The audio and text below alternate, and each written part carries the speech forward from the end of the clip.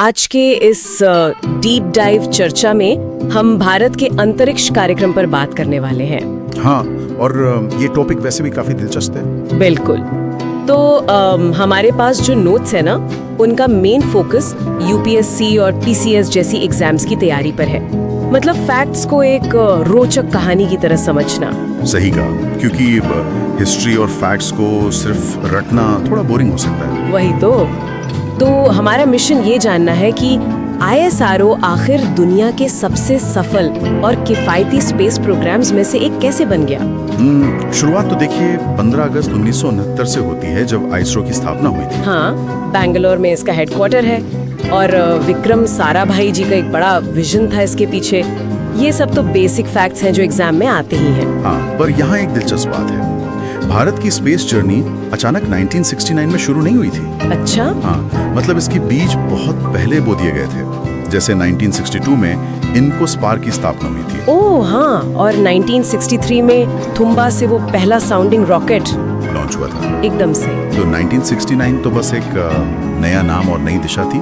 फिर 1975 एक बड़ा टर्निंग पॉइंट रहा। बिल्कुल, जब सोवियत संघ की मदद से पहला उपग्रह आर्यभट्ट लॉन्च किया गया। और उसके बाद 1980 में SLV-3 रॉकेट की मदद से रोहिणी उपग्रह को स्पेस में भेजा गया। ये शुरुआती कदम जरूर थे, पर इन्होंने स्वदेशी तकनीक का रास्ता खोल दिया, जो कि आगे चलकर आईएसआरओ की सबसे बड़ी ताकत बनी, है ना? वही।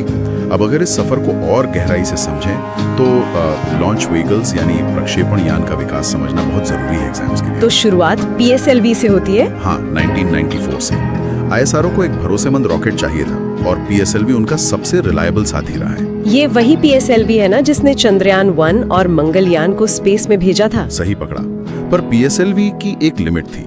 जब भारी सैटेलाइट्स भेजने की बात आई तो ज्यादा पावर चाहिए थी। और वहीं पर GSLV की एंट्री होती है। एग्जैक्टली। GSLV का सबसे बड़ा फीचर उसकी क्रायोजेनिक इंजन तकनीक है। मैं अक्सर ये शब्द पढ़ती हूँ न्यूज में, पर ये क्रायोजेनिक इंजन असल में होता क्या है? देखिए, इसको ऐसे समझिए कि इसमें बहुत ही कम तापमान पर सुपर कूल्ड लिक्विड फ्यूल का यूज होता है। मतलब एक्सट्रीम कोल्ड। हाँ, और ये इतनी मैसिव ऊर्जा पैदा करता है जो भारी पेलोड्स को स्पेस की ऊंचाइयों तक ले जाने के लिए जरूरी होती है। ओह, तो इसी तकनीक को आगे बढ़ाकर LVM-3 बनाया गया। बिल्कुल, जो कि भारत का सबसे शक्तिशाली रॉकेट है और आगामी गगनयान मिशन के लिए इसको ही चुना गया है। ये हुई ना बात।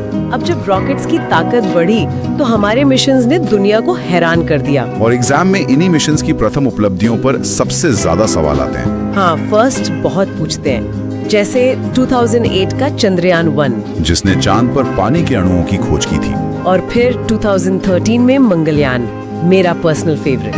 पहले ही प्रयास में और सबसे सस्ते बजट में वहां पहुंचने वाला पहला देश बन गया भारत। और हम रुके नहीं।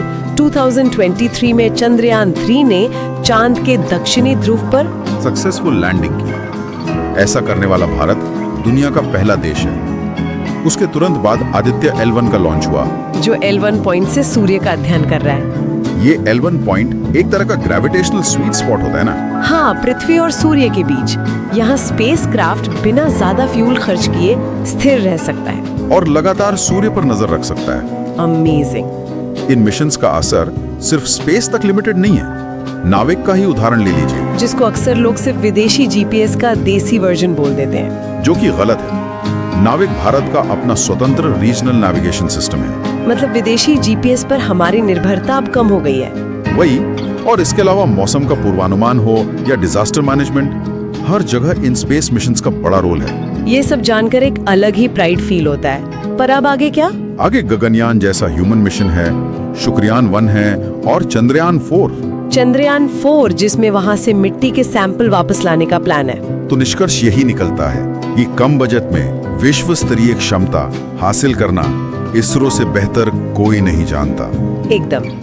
पर चर्चा खत्म करने से पहले एक थॉट मेरे दिमाग में आ रहा है। कैसा थॉट? देखिए, एग्जाम्स के लिए चंद्रयान 4 और गगनयान के फैक्ट्स रटना तो ठीक है। हाँ। पर जरा सोचिए, जब फ्यूचर में इंसान दूसरे ग्रहों के संसाधनों का यूज करना शुरू करेगा। स्पेस माइनिंग की बात कर रहे हैं। हाँ, तो क्या भारत की